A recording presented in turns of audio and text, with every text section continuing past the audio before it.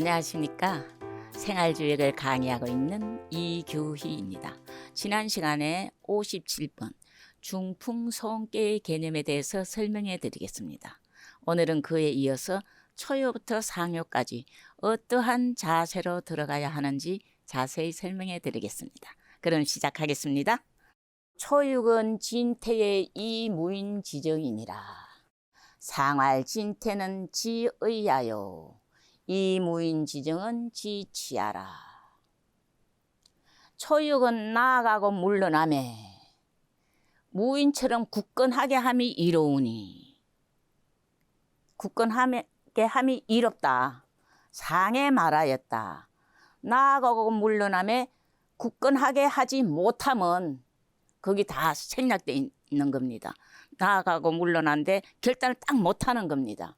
굳건하게 하지 못하면 마음에 의심이 있기 때문이고, 무인처럼 굳건하게 함이 이로움은 마음이 다스려진 것이다.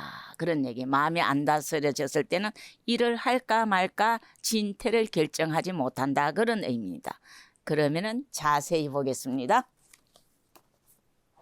자, 이 무인지정, 무인처럼 굳건하게 함이 이롭다는 것은 왜 그럴까요? 우리 소원깨에 보면은 불가라는 말이 있어서 이거죠. 불가. 과감하지 못하다. 음이 가장 아래에 있어서 가감하지 못하기 때문에 어떤 일을 결단할 때는 무인처럼 강하게 결단함이 이롭다. 그런 얘기예요. 그래서 낮추고 손순함에 지나쳐. 제일 아래 초요해야 된다니까. 그죠? 안 그래도 손순한데 제일 아래에 있으니까 낮추고 손순한데 지나쳐서 진퇴를 가감하게 하지 못하기 때문이다. 그래서 어떤 일을 결정할 때는 무인처럼 굳건하게 딱 결정함이 이롭다. 그런 얘기예요. 미래 예측을 했을 때 중풍손깨 초요가 나왔을 때는 일을 하는데 가감하게 결정함이 이롭다. 그런 얘기예요. 진퇴에 가감하지 못하다는 것은 뜻이 의심스럽기 때문이다. 이거는 뭐냐 하면은요, 어두워요. 음으로서 제일 아래 있잖아요. 여기 음으로서 제일 아래 있어요. 그죠? 자체가 어두운데 가장 아래 있으니까 아주 어두워요. 그래서 음으로서 아래에 거하여, 요 음으로서 아래에 거하여 따를 바를 알지 못하기 때문에 어떤 일을 따라야 하는지 따를 바를 알지 못하기 때문에 뭐해요? 의심이 생긴다. 그런 얘기입니다. 자, 다시요. 여기 봐요. 이 무인지정은 어떤 일을 초요가 났을 때 결단할 때는 강하게 결단함이 이롭고, 뜻이 의심이 있다는 것은 진퇴 결정하지 못한 이유가 뜻이 의심이 있기 때문인데, 그 의심은 왜 있냐 하면은요, 음으로서, 음은 어두워요. 양은 밝아요. 음으로서 가장 아래에 있어서 누구를 따라서, 음은 뭐예요? 혼자 움직이지 않고 양을 따라서 움직이거든요. 그런데 누구를 따라서 움직일 줄을 모르기 때문에 결정하지 못한다. 의심이 있다. 그런 얘기입니다. 다시 한번 볼까요? 초육은 진퇴의 이무인지정이니라. 상활 진퇴는 지의하여 이무인지정은 지치하라. 초육은 나아가고 물러남에 무인처럼 굳건하게 함이 이롭다. 상해 말하였다. 나아가고 물러남에 굳건하게 하지 못함은 마음에 의심이 있기 때문이고, 이 양을 따라야 될지 저쪽의 양을 따라야 될지 의심이 있기 때문이고, 그죠? 무인처럼 굳건하게 함이 이롭다는 것은 마음이 다스려지기 때문이다. 그런 얘기입니다. 자, 다음 회를 보겠습니다. 구인은 손재상하니 용사무 분약하면 기라고 무구리라. 상활 분약지길은 덕중야 일세라. 구인은 손순하게 침상의 아래에 있으니, 침상의 나무인데 침상을 가지고 설명한 겁니다. 목에라 들어갔죠. 그죠? 침상의 아래에 있으니 축사와 무당처럼 분주하게 하면 기라고. 축사 뭐예요? 축문 읽는 사람이에요. 축문을 읽을 때는 뭐예요? 실제보다 조금 더 화려하고 더 크게 왕성하게 읽잖아요. 축사와 무당처럼 분주하게 하면 기라고 허물이 없을 것이다. 상해 말하였다. 분주하게 하면 길하다는 것은 그렇게 해야 그냥 조곤조곤 해서는 안 되고 좀 왕성하게 풍성하게 그렇게 해야 중도에 알맞기 때문이다. 그런 얘기입니다. 자, 자세히 보겠습니다. 자, 손재상하는 뭐냐면요. 소원깨의 때를 당하여, 지금 이 개가 자체가 소원깨예요. 소원깨의 때를 당하여 강하면서, 강하다는 것은 양이면서 그런 얘기예요.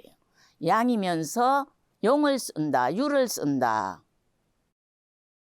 소원의 때를 당하여, 개 자체가 소원깨이기 때문에 소원깨로 설명했습니다. 소원의 때를 당하여 강하면서 양이면서 유를 쓴다, 그런 얘기예요. 그죠? 그런 뜻을 가지고 있고, 위라는 것은, 자리라는 것은 항상 그 분수의 쓰임을 말하고 있어요. 그런데 보면은 강이지만 분수가 쓰임이 음효니까 유를 쓴다는 거예요. 자, 여기 보면은 용사무분약이라는 말이 있는데, 그거는 뭐를 비유한 거냐 하면요, 성대하게 해야, 현실보다 좀 더 성대하게 해야 중도에 맞추는 것을 표현하고 있습니다. 성대하게 하여서 중도에 맞추고자 한 것을 비유하기를 축사나 무당처럼, 축사는 막 축문을 읽을 때 실제보다 더 강하고 더 우렁차고 더 성대하게 읽어요. 무당은 보통 사람이 말하는 거나 보통 사람이 춤추는 것보다 미친 듯이 막 성대하게 춤을 추거든요. 그것처럼 좀 더 적극적으로 해야지 중도에 알맞은 것을, 이 비유를 갖다가 축사나 무당으로 비유를 한 겁니다. 축사, 거기에 보면은요, 사무는 뭔 뜻이냐면 축사와 무당의 합칭을 그거를 사무라고 표현을 한 것입니다. 다시 한번 볼까요? 이효는 강이지만, 음량으로 봤을 땐 양이지만, 분수로 봤을 때는 음의 자리에 있어. 그래서 중도를 지키지 못하기 때문에 좀 더 강하게 성대하게 해야지 중도에 맞음을 비유로 한 겁니다. 다시 한번 볼까요? 구이는 손재상하니 용사무 분약하면 기라고 무구리라. 상할 분약지길은 덕중야 일세라. 구이는 손순하게 침상의 아래에 있으니, 침상의 아래에 있다는 것은 내께 외께로 봤을 때 하께에 있다, 그런 얘기입니다. 그죠? 침상의 아래에 있으니, 축사와 무당처럼 축사, 축문을 읽는 사람, 축문을 기록하는 사람이 다 축사에 해당합니다. 무당은 뭐예요? 무당은 보통 사람보다 더 강하게 힘있게 해서 신과 통하는 사람이잖아요. 그런 것처럼 좀 더 분주하게 하면 길하고, 길하다는 것은 중도에 맞는다, 그런 얘기예요. 허물이 없을 것이다. 상에 말하였다. 분주하게 하면은 길하고 허물이 없다는 것은, 그렇게 해야 뭔가 조금 너무 미약해서 이룰 수 없으니까 좀 더 성대하고 강하게 해야 중도에 알맞기 때문이다, 그런 얘기입니다. 자, 다음 효를 보겠습니다.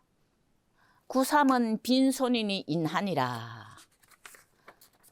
상할 빈손지는 지궁야라. 사묘에 해당됩니다. 사묘. 이거는 우리가 이 손깨라는 것은 어디엔가 들어갈 때에 대한 자세에 대해서 설명을 하고 있습니다. 자세는 어때요? 어떠한 자세? 공손함과 유순한 자세로서 들어갔을 때 거절당하지 않는다, 그런 얘기. 그런데 이 사묘를 보면은요, 지나치게 강하면서 중도가 없어요. 막 이러고 들어가는 거예요. 딱 저지단한 거죠. 자, 구삼은 빈손이니 인하니라. 상할 빈손지는 지궁야라.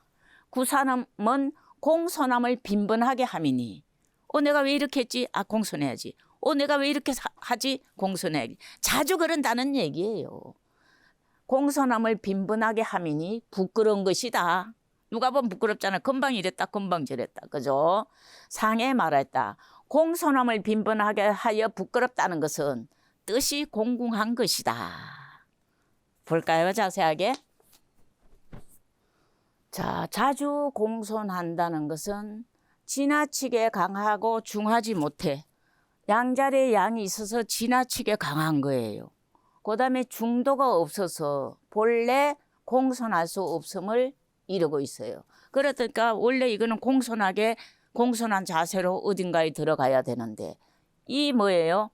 이 생긴 모양이, 생긴 모습이, 있는 분수가 지나치게 강하면서 윗자리에 있어. 공손함이 잘 안 돼요. 그러나 여기 개 전체가 공손함이니까 공손하게 해야 되는데 본인도 모르게 공손하지 않은 거예요. 내가 왜 이러지 하고 다시 공손하고 또 다시 돌아가고 그거를 자주 공손하게 한다. 그런 얘기입니다. 그건 뭐가 그래요? 분수가 그렇게 쓰인다. 그런 얘기예요. 삼의 분수는 강하면서 강자리에 있으면서 중도가 없어요. 그죠? 두 번째 빈손지인은 장아주 공손하게 인색해가 된다는 것은 왜요? 이 분수가 양자리에 양이 있으니까 강하게 밀고 나가는 힘이 있는데 억지로 공손해야 되니 즐겁지 않으면서 힘써 억지로 순종하기 때문이다. 그래서 뭐예요? 빈손지인이다. 인색하고 부끄럽다. 그런 얘기. 지궁이다. 뜻이 궁하다는 것은 뭐예요? 내가 즐거워서 공손함을 하는 게 아니라 부득이해서 어쩔 수 없이 이 개 자체가 공손개니까 나의 생긴 분수는 그렇지 않지만 어쩔 수 없이 부득이한 이후에 공손함을 말한다. 그래서 뜻이 궁하다. 그렇게 표현을 했습니다.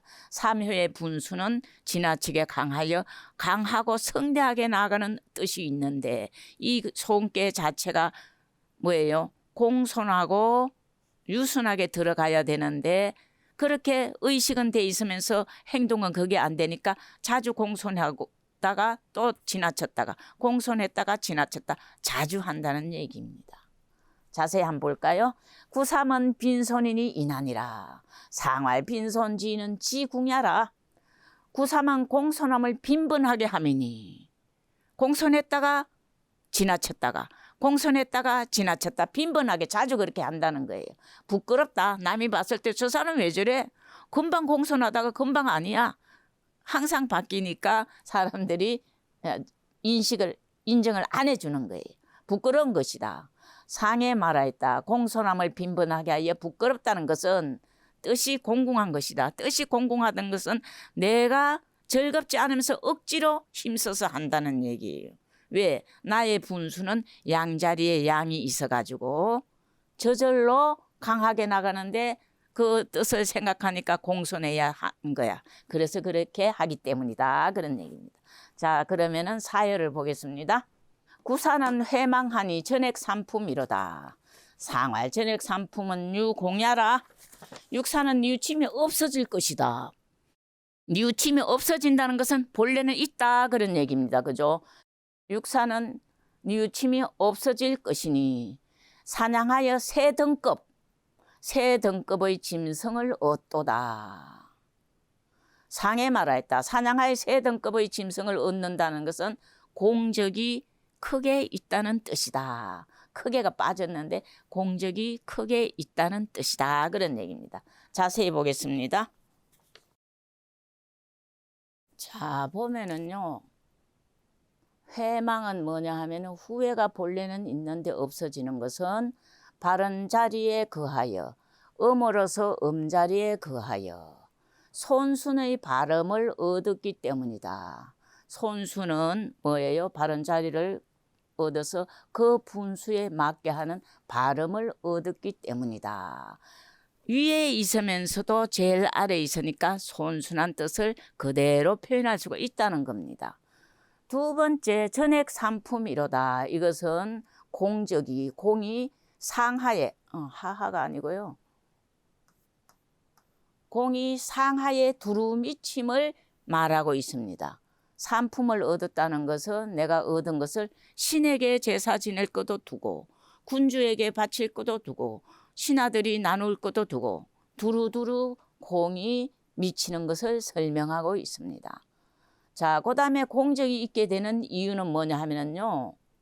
유순함으로, 이거는 중풍손께는 유순함으로 들어가야 된다고 그랬어요. 유순함으로 바른 자리를 얻어서 대인에게 매우 가깝기 때문이다. 대인, 오효가 대인인데 대인에게 매우 가깝기 때문에 뭐예요? 공적이 있게 된다. 그런 얘기입니다. 다시 한번 볼까요? 육사는 해망하니 전액삼품이로다. 상할 전액삼품은 유공야라. 육사는 뉘우침이 없어질 것이다. 왜? 바른 자리에서 손순하게 바르게 행동하기 때문에 사냥하여 새 등급의 짐승을 얻도다. 이것은 나의 공적이 사방 두루 미친다는 것을 표현하고 있습니다. 상에 말하였다. 사냥하여 새 등급의 짐승을 얻는다는 것은 공적이 크게 있다는 뜻이다. 그런 얘기입니다. 다음 효를 보겠습니다. 자, 5효입니다. 구호는 정이면 길하야 회망하여 무불리니 무초유종이라. 성경삼일하며 후경삼일이면 길하리라. 상할 구호 지길은 위정중냐 일세라. 구호는 정도를 굳게 지키면 길하여 후회가 없어져서 이롭지 않음이 없으니 처음은 없고 뭐예요? 마침은 있다. 경일보다 앞선 3일을 힘쓰고 경일보다 뒤에 있는 3일을 힘쓰면은 길할 것이다. 상에 말하였다. 구호의 길함은 자리가 바르고 중도가 있기 때문이다. 자리가 바르고 중도가 있기 때문이다. 자세히 보겠습니다. 자, 보면은 무초유종. 일을 하는 데 있어서 처음은 없고 유종의 미는 있다는 것은 뭐예요? 처음에는 불선하나. 군주로서 나라를 다스리는데 처음에는 불선하나. 그것을 바꾸어서 선하게 하는 것이다. 그래서 선하게 해가지고 온 백성들이 다 선한 마음으로 이끌어서 선한 좋은 풍속이 쌓인다면은 그게 바로 바꾸어서 좋은 뜻이 되는 것이 유종에 해당됩니다. 경은 여기서 경이라는 것은요, 변경한다 그런 뜻입니다. 변경하다. 변경을 할 때는 처음에 갑자기 변경하면 되지 않고 미리 그 전부터 변경하려는 것을 철두철미하게 계획을 짜서 변경한 다음에 거듭해서 명령을 내려가지고 온 국민들이 그 불선에서 선으로 옮겨가도록 간곡하게 명령을 하는 것을 얘기하고 있습니다. 자, 그 다음에는요. 초유종 성경률. 거기서 이제 여기서 성경 3일, 후경 3일이 나오죠. 그죠? 경이라는 것은 반드시 변경하다는 뜻을 가지고 있습니다. 그래서 명령을 내어가지고 우리 손께라는 것은 명령의 의미가 있으니까 군주의 자리에 해당됩니다. 5효는 뭐예요? 군주의 자리예요. 군위. 그러니까 명령을 내는 거예요. 명령을 내어서 불선하지 않은 것을 선이 되게 명령을 내는 거예요. 그래서 간곡하게 해서 반드시 전체가 선으로 이끌려고 하는 그런 군주를 의미하고 있습니다. 그래서 우리가 중풍손께 5효가 나왔을 때는 처음에는 별로 이득이 없다가 나중에는 원하는 것을 얻게 된다 그런 얘기입니다. 다시 한번 보겠습니다. 구호는 정이면 길하야 회망하여 무불리니 무초유종이라. 성경 3일하며 후경 3일이면 길하리라. 상할 구호 지길은 위정중냐 일세라. 구호는 정도를 굳게 지키면 길하야 후회가 없어져서 이롭지 않음이 없으니 이롭지 않음이 없다는 건 하는 것마다 다 성공을 거두니 처음은 없고 마침은 있다. 처음에는 부족해가지고 불선이 선으로 바뀌어가지고 잘 이끌어 나간다 그런 얘기입니다. 경일보다 앞선 3일을 힘쓰고 경일보다 뒤에 있는 3일을 힘쓰면 길한 것이다. 경이라는 것은 변경하다. 명령을 거듭거듭 내려가지고 간곡하게 내려서 전체를 선으로 이끌어가는 것을 설명하고 있습니다. 상에 말했다. 구호의 길함은 자리가 바르고, 자리가 바르다는 것은 양자리에 양이 왔고 자리가 바르고 가운데 자리에 있어서 중도가 있기 때문이다. 그런 얘기입니다. 자, 그럼 마지막 효를 볼까요? 상구는 손재상하하여 상기자분이 정해흉하니라. 상할 손재상하는 상국냐요. 상기자분은 정어흉야라. 상구는 손순함으로 침상의 아래에 있어 물자와 도끼를 이르니 바르게 하더라도 흉하다. 상에 말하였다. 손순함으로 침상의 아래에 있으면 위로 궁하기 때문이요. 상에는 위에 더 이상 없어요. 끝이에요. 위로 궁하기 때문이요. 물자와 도끼를 잃었다 하면 정말로 흉하다는 것이다. 자세히 한번 볼까요? 자, 손재상하라는 것은 공서남으로 침상 아래에 있다는 것은 위에 거하여, 가장 위에 거하여. 상효니까 가장 위에 거하여.